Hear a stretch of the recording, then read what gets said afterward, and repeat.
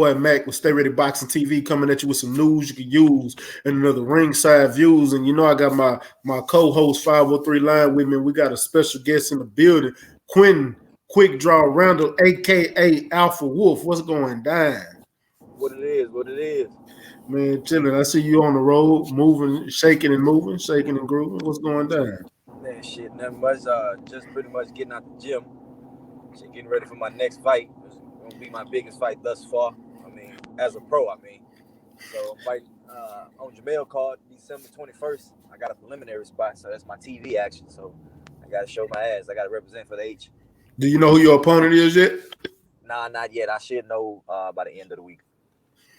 Hopefully, I already know it's gonna be a step up fight, especially if they're gonna put you on TV like that. Yeah, Mel was like he want me to fight another undefeated fight. So shit, I don't care, nigga. My second, third, and fourth fight was against all undefeated people. So maybe don't never mind. Yeah, I don't care who they put in front of me, man. I know me.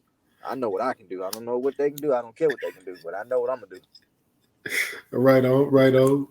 Hey Q, you been on the tie this whole year, man. How does it feel finally to finally get that big one you've been looking for? Now you're on TV, big dog. Man, it feel good, man. I was trying to get at least 10 fights in this year, man. I was trying to do some extraordinary shit, but a couple of fights fell out. And I could have took some fights that they wanted me to sell tickets, and I'm not about that selling tickets, because when I sell tickets, I sell them like I hustle. And so it takes away from my training, and it makes me too tired sometimes. So I couldn't take a risk of me selling tickets and not performing up to my best expectations or my best ability. So I just chose to not go to the route. And then plus, man, shit, my person, man, I'm not selling tickets for nobody. I don't give a damn who you is.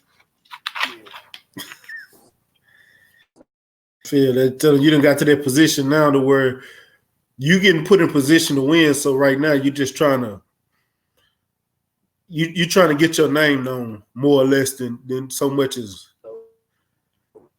the spot that you getting put in, well, for the fights anyway. You got to pay me.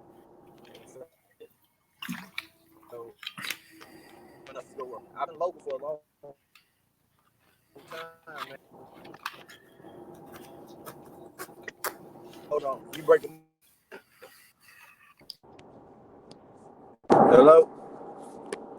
So with what you saying, what's up with Lewis Hen? I see Lewis Hen just jumped in the building. But with that being said, as far as this fight coming up on male undercard, what's your expectations from this fight? Win, lose, or draw. I expect you to win. We all expect you to win. I know you say you going in there to win. That's your thoughts. So after this win, what is your expectation for the year 2020 and after this fight? No, let me correct you. It's never win, lose, or draw. It's win by knockout, win by split decision, or win by unanimous decision. Yeah. Turn up.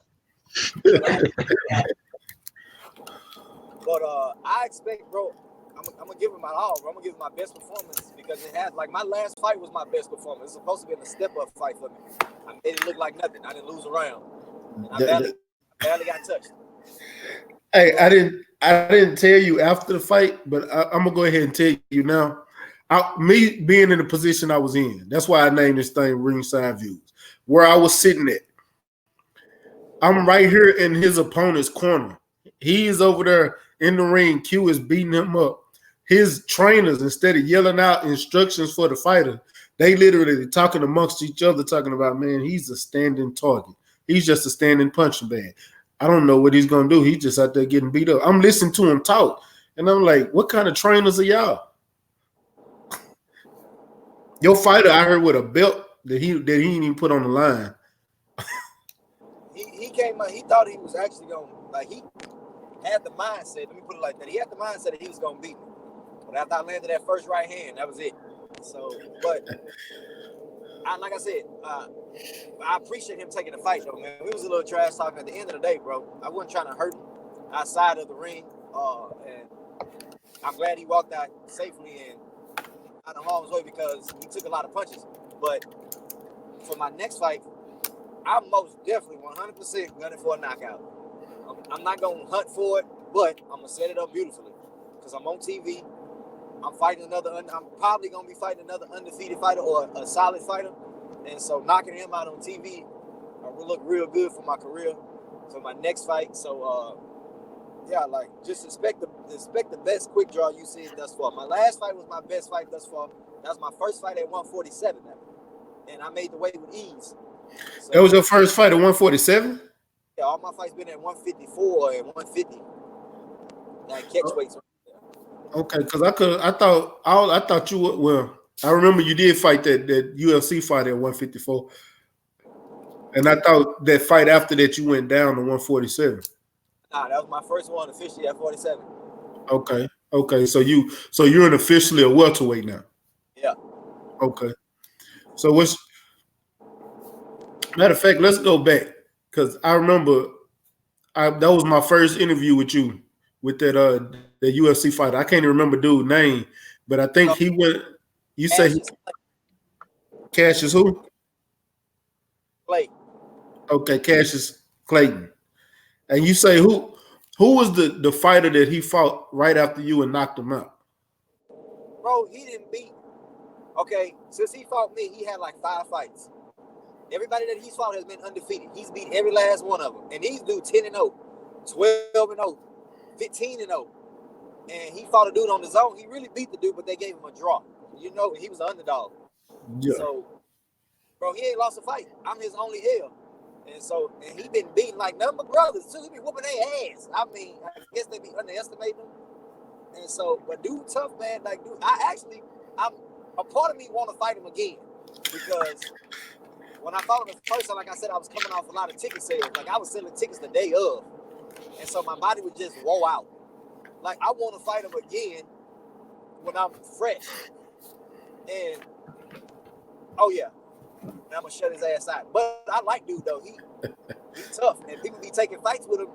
A lot of people hit me up like, bro, you think I should take this fight? And I tell them straight up, hell no, don't take that fight, bro. I sparred you. I watched you fight. I've been in the ring with him. You probably gonna win the first 2 rounds. And after that, that's your ass. He gonna smother you. He gonna take you. He gonna drown you. So, but dude's solid. Yeah, he's rough and rugged because he tried his hardest to muscle you around in that ring. Yeah, man, he big though. Dude blew up pretty big. I went up 5 pounds after that fight. He was all of 165 to 175. Okay. Hey, I got a question from the chat. This is our resident boxer, Ag Reacher, a Lions Den boxing community. He wanted to know what belt do you see yourself going after at 147 first? Man, I honestly don't give a damn. I know the top 2 most important belts is the WBC and the IBF. So by the time I finally make my way up there to where I'm supposed to be, I believe Earl will be at 54 around that time. And so, shit, they're in my way. If it's vacant, I don't care. Like, I don't expect nothing easy because nothing has been easy for me. I've never had it the easy way. Everything I've got, I hustle for. Like, I'm still unsigned and everything. So, I do all this on my own. Nobody gives me shit. Like, all these fights I got on my own. Like, my hand spoke for me. And so, but whoever got it, or if it's vacant, I'm coming for it. But I don't care if it's the WBO, the WBA, the Lineal, the IBF, the WBC, man, whichever one's in front of me, whichever one gives me the opportunity first, that's cool. But I would rather the WBC or the IBF because they're more prominent.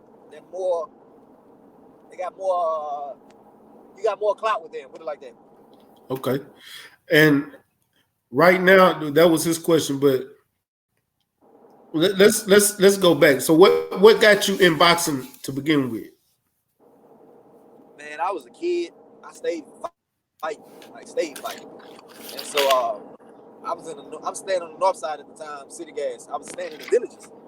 And so there's some kids in being a bad kid, loving to fight. I wanted to get in it.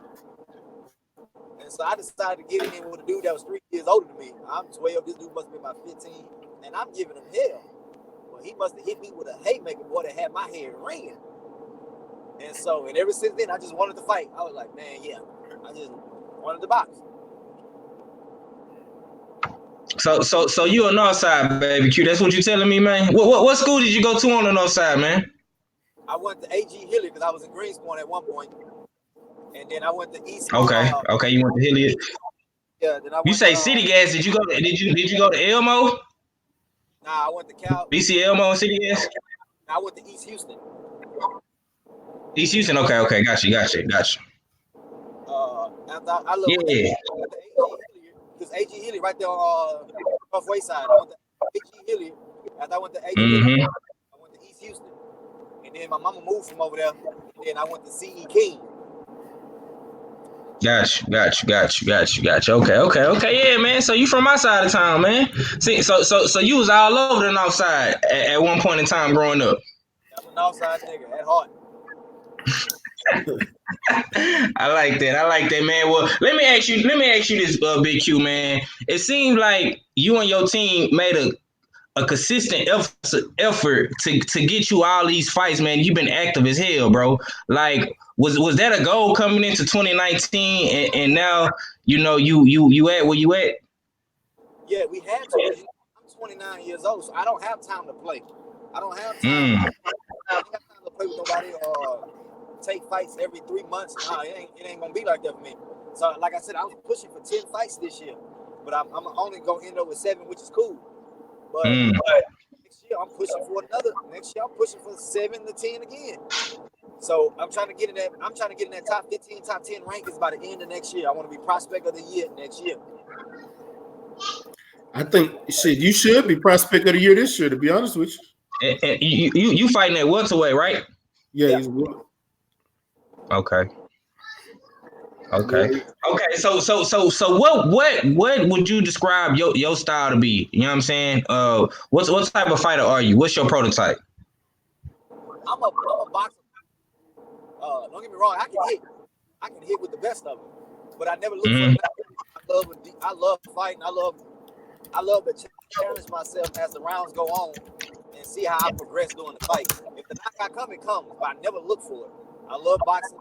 I love pretty much whooping your ass for the duration of the fight. But I'm real defensive minded. I'm on the inside too. I believe I got a big IQ, man. Like, a lot of people don't know it, but the people who do know it and they see me fight, they know I got a good IQ. So the world gonna be able to see it. It's gonna be on display December 21st.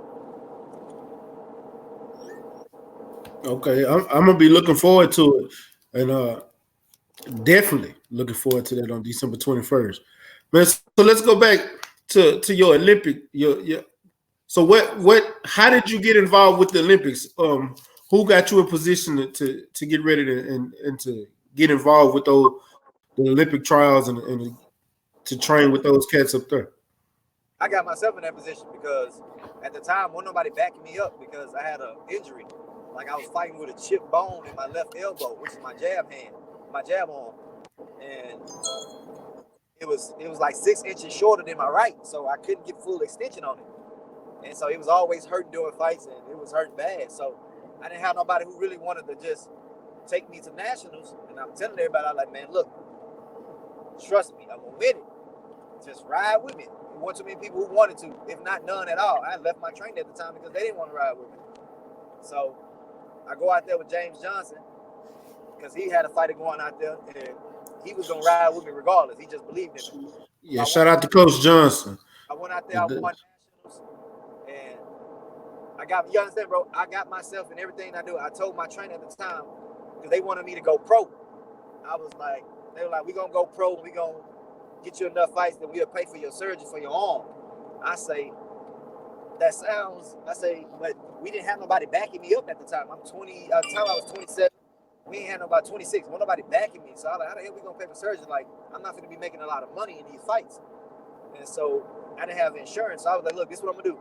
I'm gonna win nationals. I'm gonna get their insurance, and I'm gonna let them fix my arm. That's exactly what I did. Now, after I won nationals, I didn't know I was gonna be traveling the world and doing all that.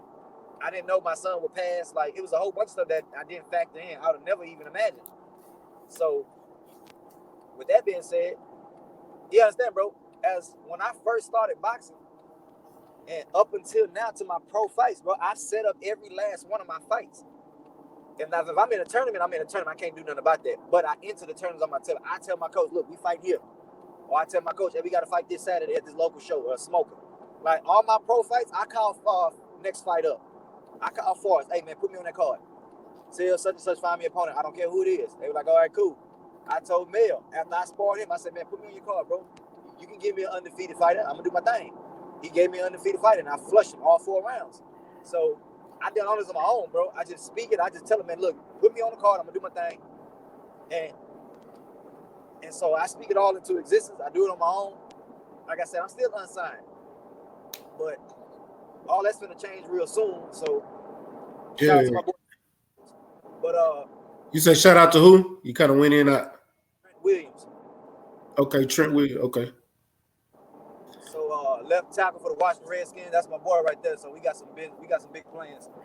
Yeah, he actually went to school with my cousin in Longview. So yeah, I met him a while back. Cool cat, man. I'm actually texting him right now as we. So tell him he welcome to come on Ringside Views. at that 10 times out of 10, that's what I'm gonna let be my manager. So for real, hey, with the connections he got, man, that's what it is. What's up? Hey, we got another question. He said, who did you look up to as a fighter growing up? It was only 2 people. It was Floyd Mayweather and Bernard Hopkins. That was it. Don't get me wrong. I love Winky Wright. I love the way he fought. One of my favorite fighters of all time. As far as inspiration, it was always Bernard Hopkins because his situation was similar to mine. You know what I'm saying? He had been to prison, but the difference between Bernard Hopkins and me, they had boxing in prison where he was at. We didn't have boxing in prison in Texas. You had me rolling up my mat, rigging them, making my shower slides out of boxing gloves and hitting my mat. And taking tips at the back of the magazine, at the back of the Ring magazine, because that's what Bernard put in the back. He'd give you tips on how to throw the jab, how to throw a proper left hook. I was just taking them tips that he put in the back of the magazine, and I'm in my cell. I was in 23-1, but they never let us out. So I was really in that 6x9. So I rolled my mat up, tied up with my sheet, and rig it on my bunk the best way I could. And shit, that was my punching bag. But you know, so the fans that don't know and that's new to my channel, because I know we talked about it before, but let them know about your situation, about you going to prison and getting out and becoming the fighter that you are now, and what got you in that situation.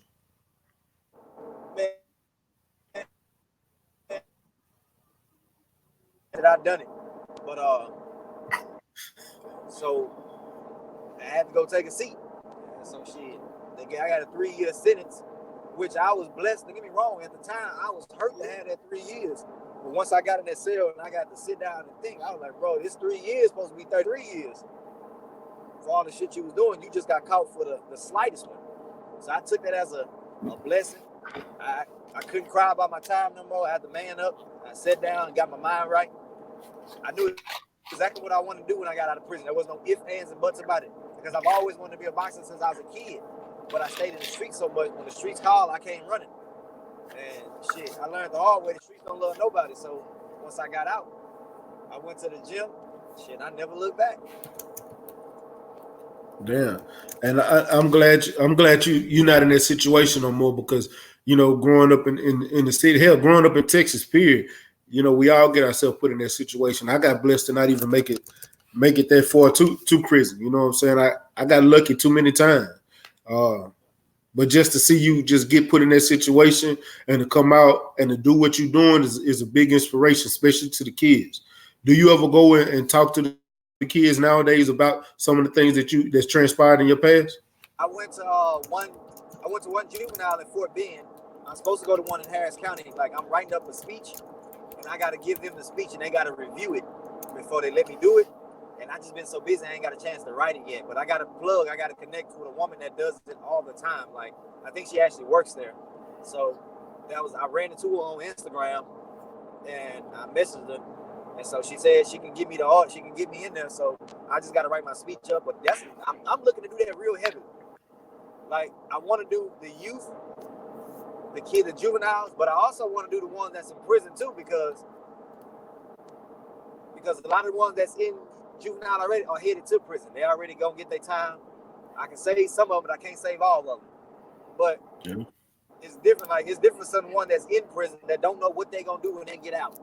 They don't know where to step. They don't know their next move. They don't know nothing. They ain't got a lot of support. The ones who do got support, like when you didn't burn so many bridges, and when you get out, people still thinking you that same person you was before you got in there.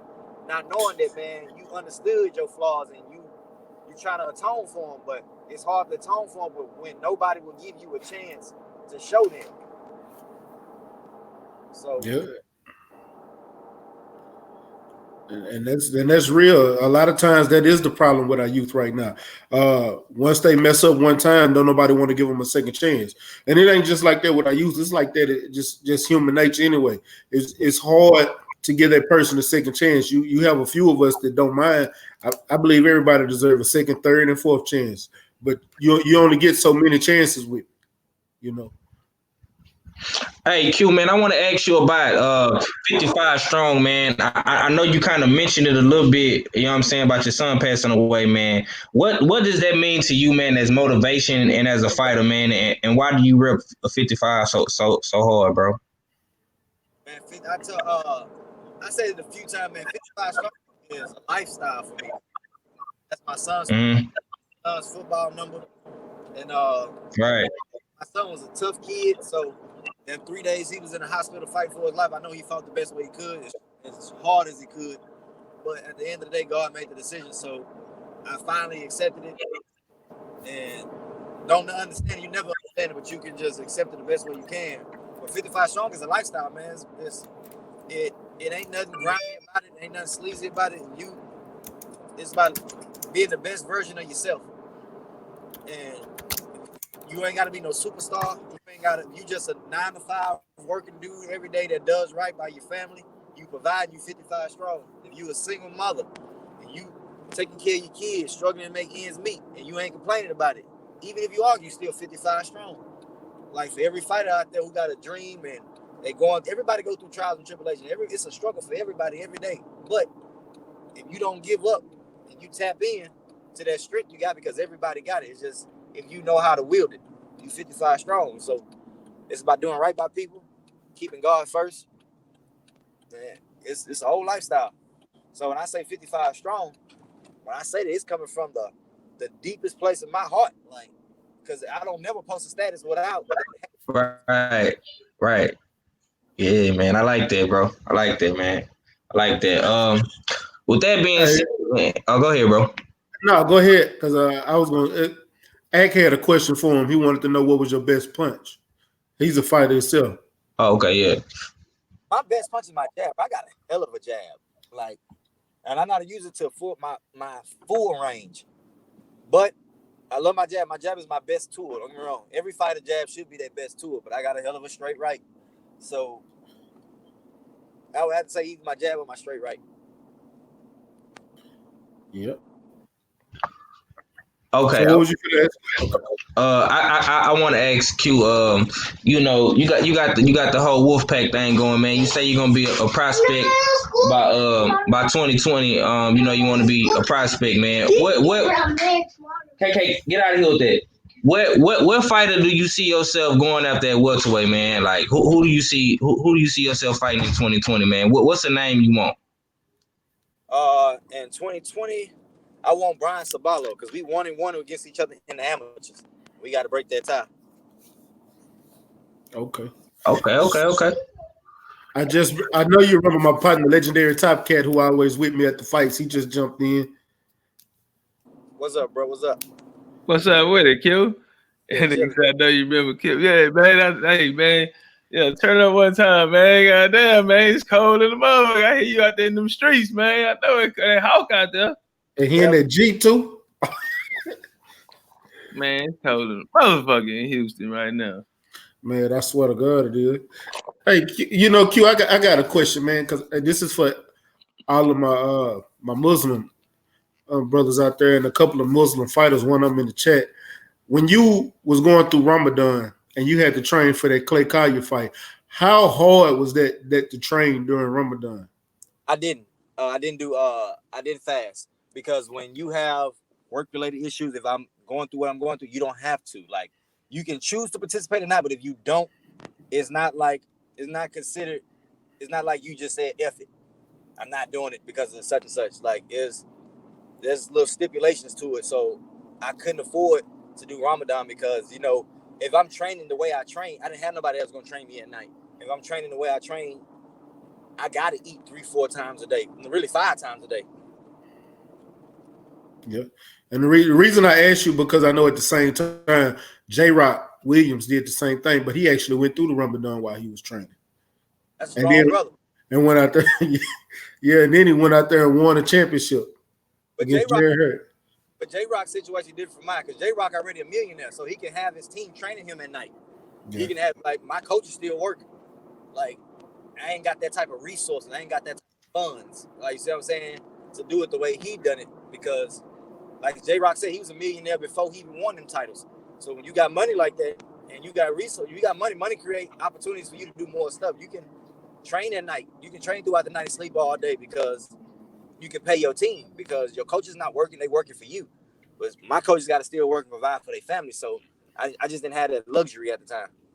Okay. And we got one more question to check. He said he like you would he said he think you and John Molina Jr. would be a good fight for next year. John Molina Jr. Oh, that wild swinging motherfucker? Yeah. Oh yeah, I love to beat up on John. I like John. Like, yeah, he go for broke. He an action type fighter, but I beat the shit out of him. Oh man, Top Cat, what you got for me? I'm glad he said that. That's a fight I'm gonna try to look to get next year too, when I'm at my 10th or 11th fight. I'm gonna try to get it early. Man, how long? Hey, matter of fact, I remember when y'all had that when Jamal Charlo was talking about you at that fight, and you said you was fit to go into sparring with him. Have you sparred him yet? And how was it?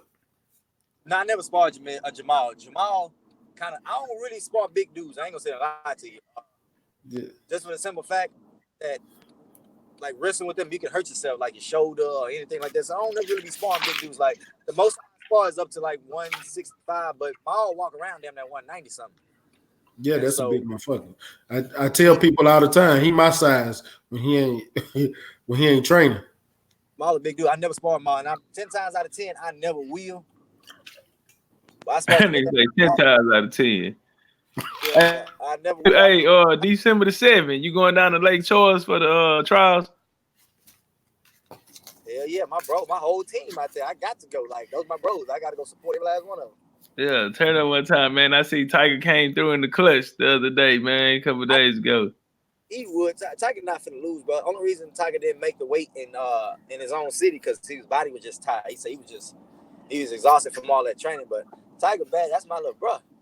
Tiger gonna win it all. Like, I don't see nobody beating him in these qualifiers. So don't get me wrong, you got some good fighters in there. You got Keyshawn Davis, brother. Kelvin. He ranked number 6. They got Freddie over Tiger. They got Freddie at ranked number 1 now. Freddie shouldn't be ranked number 1. Tiger still should be ranked number 1. The only reason Freddie shouldn't be ranked number 1, even though he won nationals, Tiger got way more wins internationally than him. Yeah, man. Tiger got probably more accolades than all of them, man. You know that. Tiger been winning for a long time. Talking about little Tiger Johnson, Top Cat. Yeah. Tiger do got more accolades than all of them, but Keyshawn got more big moments, like bigger medals type shit. Like Tiger beat medaling, like bronze here, so that Keyshawn gets silver and golds across the board. But Tiger done something ain't nobody done before, man. People be sleeping on Tiger. Tiger been number 1 at 3 different weight classes, bro. 3 consecutive years in a row. I was saying, I ain't know that. I thought it was just 2. I ain't know it was 3. He was number 1 at 132. That's when I was on the team. Yeah. He was number 1 at 41 when he beat Freddie. And then he moved up to 152 and became number 1. So bro been to different classes. Hey, somebody just commented in the chat, said the first time they seen you fight was when it was a cat fight going on at Katy and Bear Creek Meadows. Dude hopped on the picnic table and called everybody from high school on hush mouth. And he was an 8th grader at the time. He said, "You said I just like to fight," and had everybody on hush mouth. Man, that's possibly true, bro. I did a lot of fighting back then. Ain't no telling, man. I've been wild as hell. I already know, man. Nigga probably right. Yeah, Damn. man. I done a lot of fighting back then. I ain't gonna sit and stunt with you. Hey, I got so many fights, bro. I be paranoid. I didn't knock down so many people on the street. I be paranoid if I go to the clubs or anything, because I be feeling like people be holding grudges, and I don't want nobody to haul off and beef for me, because I don't really remember their faces. And God forbid if a nigga beef for me, I'm like, oh Lord. Tell you what. oh man. Hey, Reacher said he likes to train during Ramadan. It helps him make weight easier. He fights at 130. He also said, what do you think about Jerron Ennis? Boy, Ennis a beast. I would love to step in that ring with Ennis in the future, bro. Ennis a dog. I watched Ennis when he was in the amateurs. We was in amateurs together in tournaments. He fought 141. Man, as a pro, he a beast. He ain't really been tested yet, but he doing what he's supposed to do with what they put in front of him. What are some of the notable people that you fought in amateurs? I fought Brian Sabalo. I fought Joey Allday. I fought the Cuban dude who won the gold medal twice. His name was Not Rigondeaux. I mean, not Rigondeaux, but Iglesias or some shit. I think he won it once, and he won the world championship. Who else I fought in the amateurs? I fought Ferdinand Karobian. Man, I fought a lot of dudes in the amateurs, man. Shit. My toughest fight to date in the amateurs was the Cuban. I can honestly say, bro, I beat him that first time. They gave it to him by split decision. And it was hard to beat. It's hard to beat a Cuban in Southern America. So my second fight with him, he got me because I was under too much mental stress. And I was just under too much mental stress. And the hurricane was going on in America while I'm in Germany, and it was all on the news. And I got so much family member that was out here that I was just so nervous about him. I couldn't just focus on the fights. Because my first fight, I won against Uganda. He was tough. I beat Uganda. My second fight was against Russia. I stopped him. But even though I won these fights, I was making it harder on myself. Like, these fights could have been a breeze for me, but I was making it so hard because I had so much. I couldn't keep my focus on the ring because I'm thinking like I'm finna lose a family member in this flood on the year I just lost my son. I couldn't, like, my mind wasn't going, that was going to kind of hurt me. That was going to break me. So I couldn't just focus on that fight. And he got me with that one. I still done a valiant effort. I still did my thing, but it just wasn't enough. So the Cuban was my toughest fight to date. okay. Now, Hey, what? Go ahead. Watch this, Q. Hey, watch this. Let's turn on one time. Hey, who you got in the NBA? Who you watching in the NBA? Man, I'm watching them Lakers and them Rockets. Yeah, turn on one time. And Philly and the 76ers. Who you think gonna take it out? Who we gonna see in the finals? Man, it's gonna be the Rockets or the Lakers out the West. It's gonna be Philly out the East. I agree. I like Philly. Yeah, I like Philly. All right, turn it one time. Watch this here. Give us your first celebrity crush. Turn up. Damn, first celebrity crush. First celebrity crush. We finna go way back, high school. But shit, that was before high school. My first celebrity crush was Jada Pinkett and Jason's Lyric. Okay, turn up one time. Hey, that's not a bad pick. That's not a bad pick. Hey, she got dying in that. She got dying too. Hey, remember he had in the TV shop. You understand me? Yeah. They was all in the field in the grass. Yeah. Y'all thug it. Hey, what they was at on the South? I know some was boy right there. They was that scene right there. Though, they was in the grass. They were the South. Yeah, he turned up. He said, Jada Pinkett, man. You know, I liked it in the Inkwell. Yeah, I didn't went all the way back on y'all, huh? Yeah, I remember Inkwell. Yeah. Inkwell, I ain't like her, but I'm gonna tell you, Jason Lyric, it got me. I ain't gonna lie to you. She got me because y'all gonna laugh at me. I was in church at a lock-in watching the director's cut.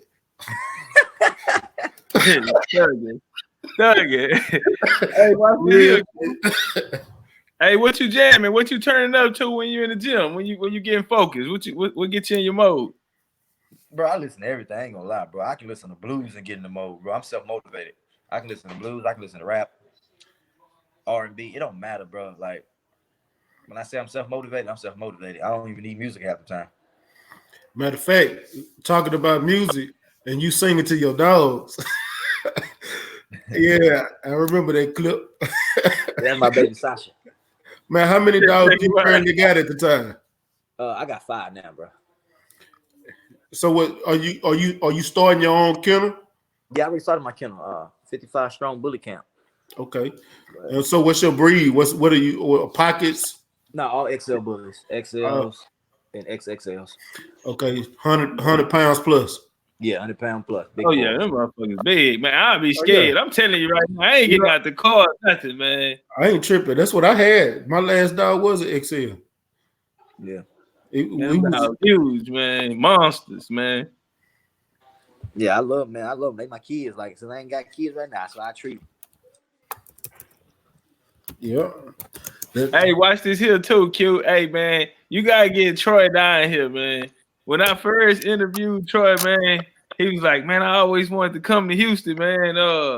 He was like, when everything get right, I'm gonna go down there." My boy Quinton Randall stay down there, man. He told me he was gonna bring me down there. Troy told me, you told him man, you gonna bring him down here, man. I love Troy. That's my little bro. I'm planning on next year. I got some plans. I'm gonna fly Troy. Well, I ain't know if I'm gonna be able to do it next year because next year gonna be real big for him because it's Olympic year. Yeah.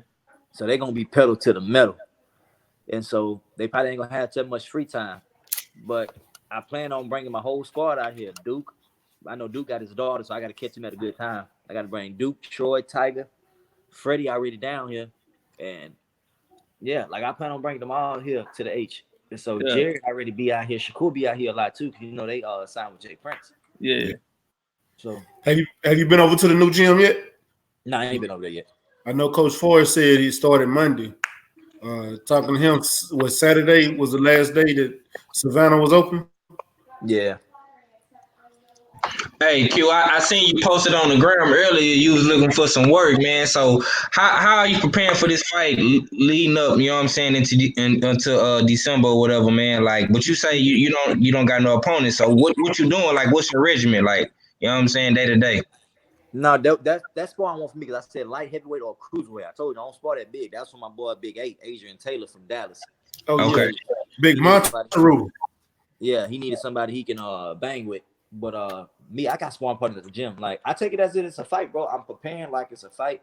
As everybody I've been sparring right now has all been orthodox. I haven't got no southpaw work, but that's not hard. That's not hard to get. Like I said, I'm still 6 weeks out from the fight. So, but I'm still training 3 times a day, bro. Like I'm not cutting no corners for this fight, bro. If I'm gonna be on TV, I'm finna show my ass. Like you're not gonna see a tie. You never seen me. Besides my 3rd fight, you never seen me tied in a fight. My 3rd fight, like I said, because the white boy he was weighing me down because the ticket sales. But other than that, man, I ain't getting tired. I had to run a 6-round fight. I went straight from 4s to 8s.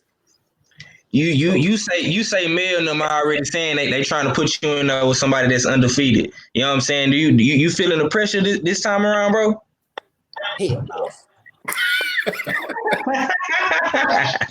Look, bro, I feel excited, bro. I'm like, yes. Give me somebody undefeated. Give me somebody and let me flush him, bro. Let me flush him in front of the world. And so I'm just grateful and blessed to have this opportunity because I didn't think I was gonna get no TV spot with only my 7th fight. But hey, God got my back, and that's good enough right there. If he got your back, nobody else need to have it. Facts. So speaking on sparring, like you said, who was your toughest person that you've sparred since you've been boxing? It's 2 people. It's Terrence Crawford and Keyshawn Davis. Oh man, them 2 niggas give me hell. Oh. So I remember you told me you sparred Earl. Earl wasn't that bad? No, the first time I sparred Earl banged my ass up. But Earl called me at a moment where like I was coming off surgery and only had sparred 1 person in like 3 months. And he was the 2nd person. So he called me the 2nd time we sparred. We got some good work in. Like we had most definitely got some good work. It was more of a different story, but we got some good work in a second. But the first time, yeah, he was on my ass, boy. Hey, watch this here, Q. I forgot who I was talking to, and they say who you went up there with Earl with. It must have been the first time. Who you went to Dallas with? Oh, I went with Robert Rittman. Okay, yeah, he was like, he say, man, them niggas came back to I-45, said maybe thought about that ass whooping all the way back to I-45, man. Bro, I was so eager to come back. I was like, oh hell no, bro. No, fuck no. I'm coming back. I told that nigga, I said, look out, bro, you ain't get the best of me. I ain't gonna sit and lie to you, bro. Not to take nothing from you, just didn't get the best from me. Let me come back. He was like, for sure you can come back. So I was like, bet. And that showed him that I was a dog at the same time, and I'm not shying from no work. I called Earl up, man. Look, man, you need some sparring, but I come down there, like nigga, I drive 4 hours to you, shit. Yeah. Squad business, nigga. I'm coming back for that one, nigga. Shit, you got me fucked up. That's one of the reasons why he fuck with me the way he do, because he's seen that I'm with the shit just like he is. Hey, I had Danielle Perkins on the show the other day, man. You know, I got Danielle pound for pound, amateur boxer, female boxer in the world, man. You understand? Yeah, that's 15 man. That's my sis. That's my homie. Yeah. Hey, Danielle. Hey, she said she ain't gonna go to the Olympics though. If she's not, it's because they're not taking a weight class. Yeah, she said she gonna have to lose 40 pounds, and she ain't. She said I'm a heavyweight for a reason. I like to eat. I can't do 40. Yeah, I can meet you halfway. I can't do 40 though. She don't need the Olympics, man. She just won the world championship, bro. That's still just as equal. The world championship is bigger than the Olympics, but more people watch the Olympics than they do the world championship. But if you go to a promoter and you show them a fighter who's won the Olympics and you show them a fighter who won the world championship, it's equal. But the world sees the Olympics. The world don't watch the world championships. Turn up. See, that's why I fuck with Q, man. That nigga should have been a pastor. Hey, if you wouldn't turn up, if you weren't boxing, what would you be doing? Turn up. Bro, if I wasn't boxing, bro, with all the stuff that happened to me in my life, bro, I ain't no telling where I'd be right now. I ain't gonna say lie. I'd lie to you. I'd be lying through my teeth right now if I told you where I'd be or what I wanted to do. Be honest with you, bro, I'd probably be dead or back in prison right now if I wasn't boxing. Yeah, I feel you. You know, it's real. With the losses I've taken, boxing has been like my medicine. It's been everything from without this shit. I don't know where I'd be right now. Yeah. And see, those are the real stories right there, man. Yeah. And I know you always put your story with Bernard Hopkins and his motivation of him being gone, man. You was speaking on that when we was at the gym. Break it down for the people, let them know. Hey, Q a bad motherfucker, y'all. I'm telling you. Hey, a bad motherfucker, man. No, you ain't gonna find too many people in the game. Like he was talking about his IQ earlier. You understand? You jumped on it a little late because we spoke on that at the beginning. Okay, turn up. Yeah, I ain't catch it. Turn up. It's all good. But you hear though, Houston hard hitters in effect. But he had talked about it because I wanted him to speak on it to let the people kind of know where he come from and how he got to the position that he's in now. Oh no, not on that point, not his life story. No, I know. What I'm saying, he spoke on it because he talked about it being Bernard being his inspiration. Oh, okay. Yeah, he spoke on it. That's what I was saying. My bad, my brother. But hell, speaking on that. Hey, watch this. Hey, let me ask you this. Hey, y'all talked about Canelo yet? Hell, nah. Nah. What's your thoughts on Canelo, Q? Turn up one time, man. What's up with Canelo? You said what I think about him? Yeah. No, Canelo's the baddest motherfucker in the sport, if you ask me. In the top 3. Let me say that. Don't get me wrong. You've seen a different Kovalev than you normally see, and I honestly believe because every time he threw that right hand, he was vulnerable for a left hook or a body shot, and he was just so shell shocked on getting countered. Don't get me wrong, he had his opportunities to let loose more fire, but he didn't. But for Canelo to do what he did, bro, that's a big Kovalev, a big dude, bro. So I tip my hat out to that man. Listen, he's still a bad motherfucker. Ever since Floyd whooped his ass and schooled him, he been on some other shit. That So, nigga was but what do you think? What do you think? What do you think about Canelo not fighting the top guys at those weight divisions though? And he's also fighting these lower. He's fighting these lower level champions. You say what? What I think about him fighting the man? Who else he fought? He fight the top dude. No. I'm saying he's not fighting the top guys right now. Like key example, he at 160. He dropped his WBC title to get that little franchise title and didn't fight Jamal. He wouldn't fight Demetrius Andrade. He fought Triple G, but he won't. You know what I'm saying? But then he moved up to 168. Let's be real. Demetrius Andrade ain't gonna sell no tickets, bro. No, I get that. Even though he cold, he not. Okay, even though, but you gotta understand what you're doing. Okay, now say for instance, if I got an opportunity to go up to another weight class and win a title that's at 168, I'm gonna take that opportunity because ain't nobody done it before. Name a Mexican that's done it before. He doing shit that Floyd did. Jumping up weight class, snatching the title, then going right back down. Or snatching the title, then jumping up another weight class, knocking it out, and then he really ain't. But see, when he got that title at 168, that title really don't count. Shit, it go in the history books, brother. He goes down as a 4-time world champion, bro, in 4 different weight classes. No matter it counts. Whether you don't like it or not, it still counts.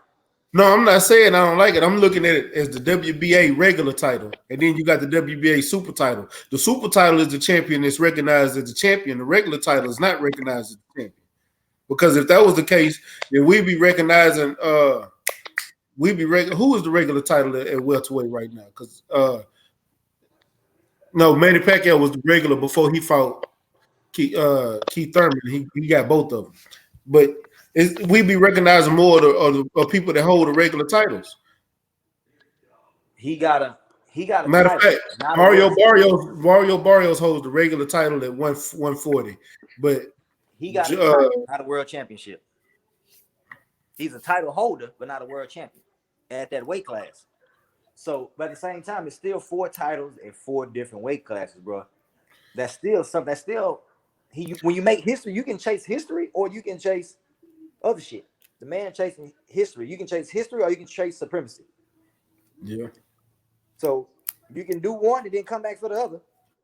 But it's hard to do both at the same time because you trying to do both at the same time. You're trying to please everybody. And this ain't the please everybody game because everybody not going to like you. Everybody ain't going to like your style of fighting. I 100% agree with that. So I can say, you can't say Canelo ain't fighting no tough opponent because you understand when you go on weight classes to fight a motherfucker that just naturally way bigger than you, that's just a tough fight. That's dangerous regardless. Don't get me wrong. He just fought Daniel Jacobs. Don't get me wrong. It was a good ass fight. Daniel Jacobs did a strong accountability for himself. So you can't say Daniel Jacobs is nobody because Daniel Jacobs was a tough fight. Well, let me not say that, but goddamn, make sure y'all edit that part out later. But you didn't even say it. You just said, but Charlo. That's all you said. Yeah. So there's nothing to edit out.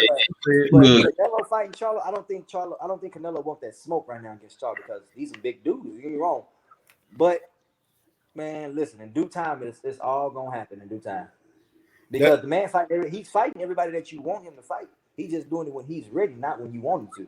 Yeah. If he can get 10 million, 20, 30 million for fighting Charlo right now, but get 50 million if he moved up to fight Kovalev or extra 10 million, they're gonna take that extra 10. This the money down. Floyd did it his whole damn career. Hey, watch this here, Q. Hey, the homie say, I found the street fight. Q was fighting some dude named Joe out of Swagger Team. He said, you want me to drop the link? Hey, nigga say he got a link, Q. That shit, man. That nigga that went in. Hey, that nigga went in the archives on your ass, Q. You hear me? Man, who is that, man? Like, well, yeah. That nigga say, who is that? You know, nigga in the archive. Nigga got 8 pictures. Nigga. Oh, tonight, boy. That nigga say he got the link. Hey, man. Oh, man. I ain't gonna lie to you. Hey, send that to my Instagram. I just want to see it. Put that shit down. I want to see that. Hey, yeah. I want to see it. I ain't gonna post it, man. I do want to see it. I want to see that. I want to see a young Q in action without the gloves on. Oh shit, man. Y'all thugging, man. This man is changed his life, man. He on the positive vibe right now, man. Yeah. We sacrificed in his first year of boxing. You know, we on the turn up, man. Go on with this foolishness, Marco J, bro. You understand me, man? We don't know nothing about none of that, man. You got the wrong cue, homie. Yeah, you got the wrong key. He said I wasn't in the clique. I was a civilian. Hey, man. Yeah, Micro J-Bo from Houston, man. That's Micro J-Bo, man. Man, let's get back to this boxing, man. Who is your top five greatest fighters of all time? Top five? Top five. Floyd, Roy Jones, Bernard, Ali, and Evander. Salute. I can't be mad at that list. Oh no, I thought you had Larry Holmes in there. Shit, I thought he was gonna say Sugar Ray Robinson though. I can say Sugar Ray. Don't get me wrong. He's the greatest fighter that ever lived. Yeah. And if I had to take somebody off that list and put him on, I would have to take out Bernard and put Sugar Ray on there. Hey, watch this here, Q. Oh my bad. Turn up. Go on, turn up. No, I just said respect. Oh, that was you. Okay. Hey, watch this here, Q. Hey, last time I asked you, when you get your first title, where you gonna go? Where you going? And you told me Africa. Had that changed yet? Nah, I'm still going to Africa. Okay, turn up. Yeah, you put some more thought in it. You found out a landing spot. You know where you want to touch first? Nah, I don't know yet. I'm going to Africa. After I leave Africa, I'm going to Dubai. But that's what's up. Man, I got a little setup out there in Dubai too, man. Man, you should. Let me know. Yeah. I'm trying to go. What's your saying that? So Africa is your dream vacation. I wouldn't necessarily say dream vacation. I just want to go there. Yeah, man. You know, cute brother Malcolm, man. You understand me? He got to go touch. Yeah, he got to touch down, man. Yeah, I ain't mad at it. Shit, because that is my dream vacation. I ain't gonna lie to you. I ain't never had no dream vacation. I ain't gonna say a lie to you. I talk fly to you before I lie to you. I just want to go there. That I ain't gonna. If I go, I might not come back. I'm just being honest. I feel like every African American should go there at least once in their life. Man, go out there and get married. Who, me? Yeah, you ain't fooling up right now. You go out, you get married. That nigga gonna have kids and shit out there. Oh no! First year, he ain't gonna make over 10 months. 5 strong tribe. It depends. You know what? That's why I ain't going to Ethiopia. That's why I ain't going to Ethiopia, because if I go to Ethiopia, you might be right. Hey man. Hey, that East African. What Drake say? Hey, bro. Hey, man, I'm trying to tell you, man. I used to stay in little Africa over there on the west side. Look, let me tell you. As long as I don't go to Ethiopia, I'll be fine. I can come back. Hey Q, what's the best book you read? I'm talking about something you'll recommend. You'll recommend to people in the chat. Man, I never read books as far as I didn't read too many autobiographies. I ain't gonna lie to you. I read a couple of them. I like reading books for entertainment. And the best book I've read, bruh, was Angels and Demons by Dan Brown. Oh, turn up, man. I read that whole too. Yeah. That motherfucker was live, man. Angels and Demons was lit, bro. I ain't gonna say a lot to you. I read over 400 books. Yeah. Did you read any Lee Child books? You say what? Say it again? I said, did you read any Lee Child's books? Lee Child's, give me some of the he's the one that does the Jack Reacher novels. Oh yeah, I did. I read a lot of him, and I read a lot of James Patterson and Alex Cross series. That's what my mama read is the Alex Cross. Yeah. And I read a lot of them. I read a lot of Dan Brown, Stephen King, Terry Woods. I read Soldier Slim book. What's up, Master P brother name? Master P. Soldier Slim is the one that died. He died. Yeah, what's Master P brother name? C Murder. C Murder. C Murder. A book called he got a book called I think Death Around the Corner, something like that. Man, that was a live ass book. I think it's his first book. It's the first book he ever made. Man, that motherfucker was live. Hey, what date you born on, Q? September 24th. 24. Okay, you're a 6 person then.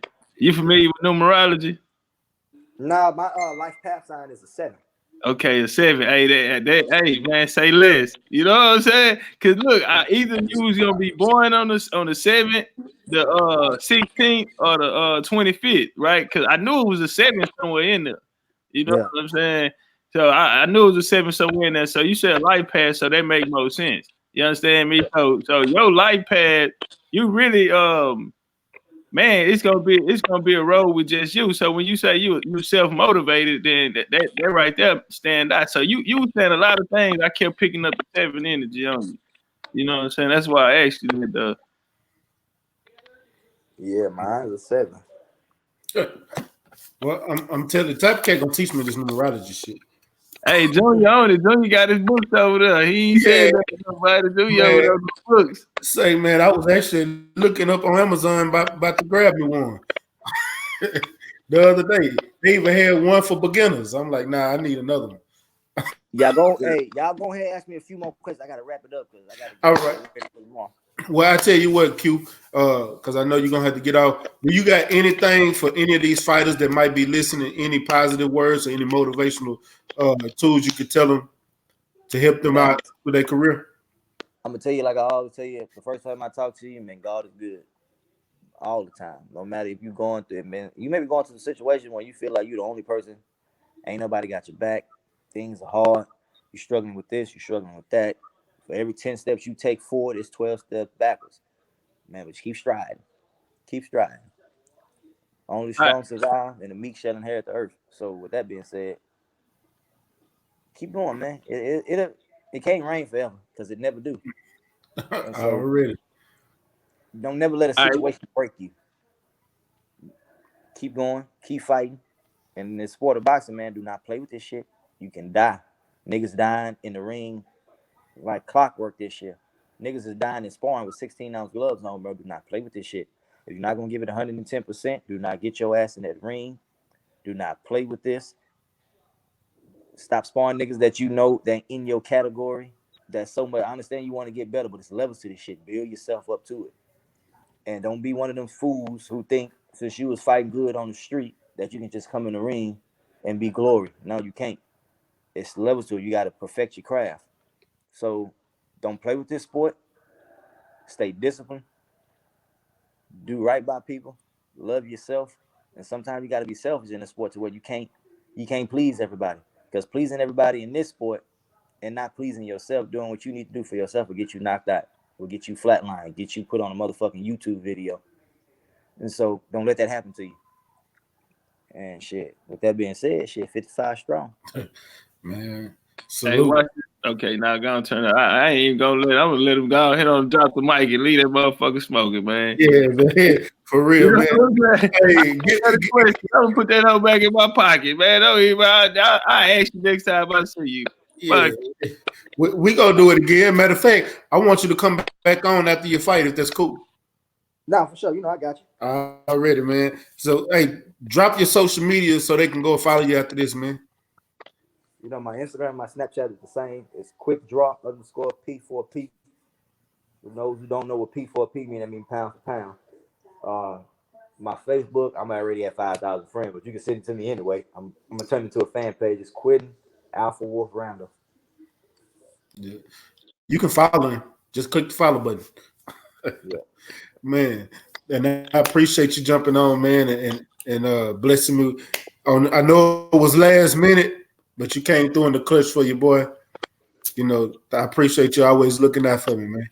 No problem, bro. Appreciate you too. Already, man. Legendary. Let me get some last words, my brother. Appreciate you for coming on today. Oh, man, you already know it's real, man. In a real way, man. You can choose loser, you can stake a few. You want some cool boxing news? Fuck with the King Legendary Talk here right here on YouTube. Turn up, man. In a real way, man. Y'all boys be safe. I already appreciate it, Q. Yeah. 503 closing out, bro.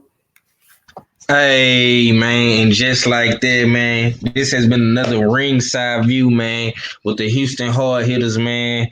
This was a classic, you know what I'm saying? We had, you know, the big Alpha Wolf, you know what I'm saying? Cute out, man, you understand me? Quick Draw Randall, man, pound for pound on Instagram, you understand me? Quick Draw Randall, you understand me? 55 strong, man. Northside shit, man. You know, salute to Stay Ready, man. Like I say, man, bro is just, he in his bag, man. You know, every time we get better and better, man. Legendary came through today, man. So this meant a lot to me, bro. To have us all on at the same time, man. Because I know everybody be doing what they be doing and shit, man. But this was a classic, man. So y'all better tune in, man. You know, the Houston Hard Hitters is really, really on their shit. Like, really. You know what I'm saying? Much love to the whole chat, man. On the almighty LDBC. You understand me, man?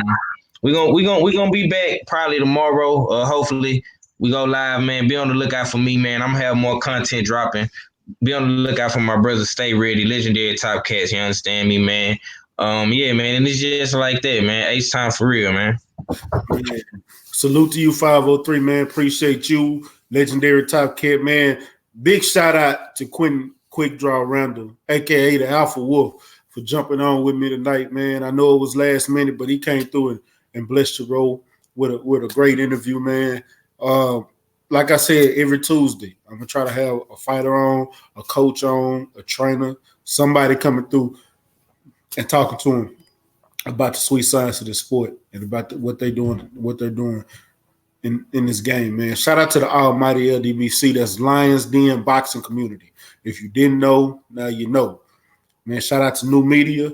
Shout out to everybody that's been fucking with me from day one. Right now, I'm doing a ticket giveaway. And everybody that's on my social media, all you got to do is just follow this YouTube channel. If you already subscribed, go to my Instagram or my Facebook, tag 2 people and share their post. You're going to be entered into a drawing. I'm going to do a live drawing on Facebook and on YouTube Friday and probably about 6 o'clock. I'm going to do a live drawing. And that's going to be for this Saturday for the Conroe fight, LT Great Promotions. But, man, I appreciate everybody coming through. Man, salute to y'all. Make sure y'all like, comment, and share this video to all your social media platforms. Make sure you subscribe and hit that bell icon so you can get the notification every time I drop some fire content, man. And y'all know what it is. It's your boy Mac with Stay Ready Boxing TV. You ain't got to get ready if you stay ready, man. Peace.